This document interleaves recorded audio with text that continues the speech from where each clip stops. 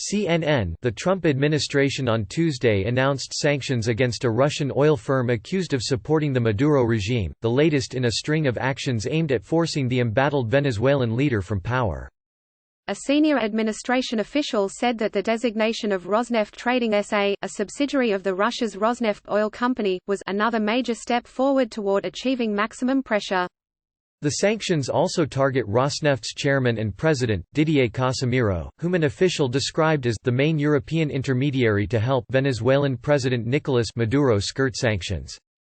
Secretary of State Mike Pompeo said in a statement, as the primary broker of global deals for the sale and transport of Venezuela's crude oil, Rosneft Trading has propped up the dictatorial Maduro, enabling his repression of the Venezuelan people. An administration official, speaking on a call with reporters, said that the financial support from Rosneft is what the Maduro regime has been using to sustain its military forces, its oppressive forces to oppress the people of Venezuela, and sanctions should have a significant impact on the Maduro regime.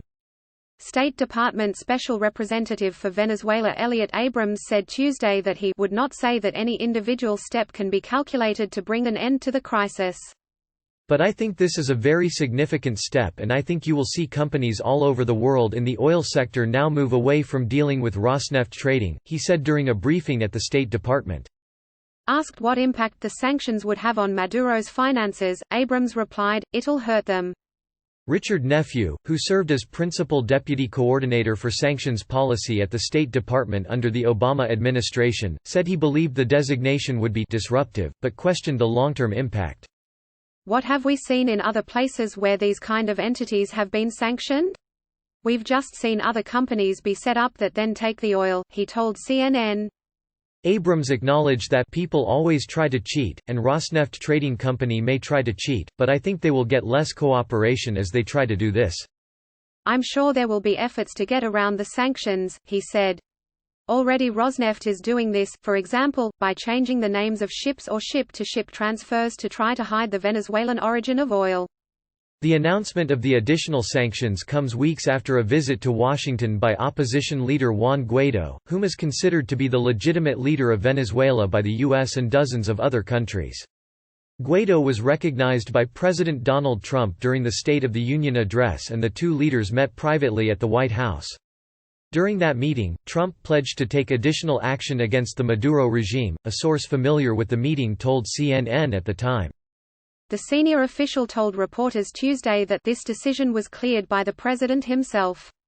Another senior official noted that Pompeo met with Russian Foreign Minister Sergei Lavrov Saturday in Munich, Germany, and they did discuss this.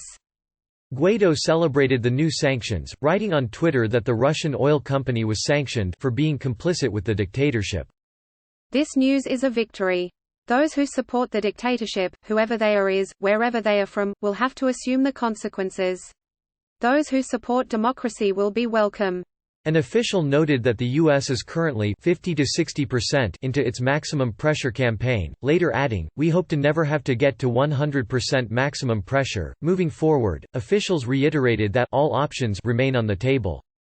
Abrams told reporters Tuesday, there will be more steps and further pressure in the coming weeks and months. More than a year after the U.S. recognized Guaido as the interim president of Venezuela, its campaign of targeted sanctions has yet to yield the desired result. Maduro has refused to leave office and retains control of many of the levers of power in the country. Both Guaido and Pompeo have suggested they do not plan to negotiate with Maduro. The dictatorship killed that opportunity, Guaido told CNN in mid-January. The administration has condemned Russia's support of the Maduro regime in the past. Last May, Pompeo claimed Russia had persuaded Maduro not to leave the country. Under Tuesday's sanctions, all property and interests in property of Rosneft Trading SA and Didier Casimiro that are in the United States or in the possession or control of U.S. persons, and of any entities that are owned, directly or indirectly, 50% or more by the designated individual and entity, are blocked and must be reported to the Office of Foreign Assets Control, according to the U.S. Treasury. The sanctions will be lifted, the official said, when Rosneft stops doing business with the Maduro regime and allows a democratic transition to take place. The official also warned that all companies that engage with Rosneft Trading are on notice that they are all susceptible to sanctions. There will be a 90-day wind-down period, and as far as a potential impact to oil markets, a senior official said that global oil markets are adequately supplied, and predicted that while this is a serious action, global markets will remain stable. Speaking in Caracas, Ricardo Cusano, president of the Venezuelan Chamber of Commerce (FEDECAMARAS), warned against the consequences of sanctions. The collateral damage has been extremely big. People perceived more like a full-on embargo against Venezuela, than some sanctions directed at specific targets. There has been, I think, very bad communication from those who imposed the sanctions, Cusano concluded.